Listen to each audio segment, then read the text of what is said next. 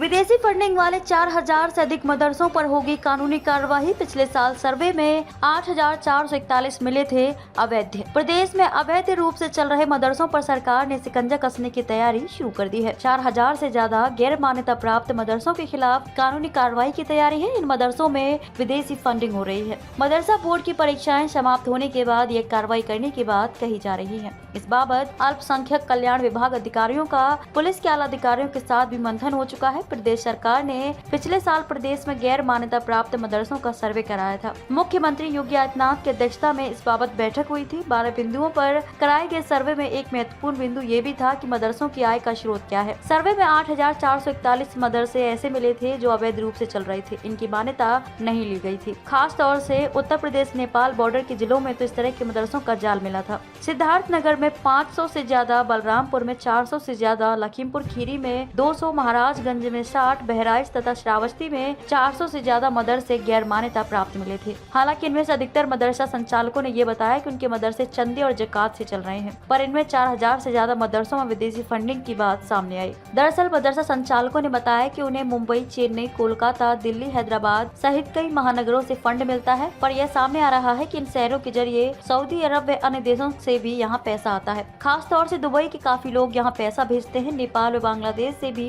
पैसा आने की बात सामने आई है। इसे चंदा बताया जा रहा है। यह चंदा सरकार के रडार पर आ गया है। साथ ही मदरसा संचालक इस चंदे के सही दस्तावेज भी उपलब्ध नहीं करा पाए हैं। हालांकि सरकार मानक पूरे करने वाले मदरसों को मान्यता देने की बात भी कह रही है, पर सबसे पहले उन मदरसों पर कानूनी कार्रवाई होगी जो विदेशी फंडिंग से अवैध मदरसे चला रहे हैं। इस समय मदरसा बोर्ड की परीक्षाएं चल रही हैं जो इसी महीने खत्म हो जाएंगी। उसके बाद ऐसे मदरसों पर कानूनी कार्रवाई की बात कही जा रही है।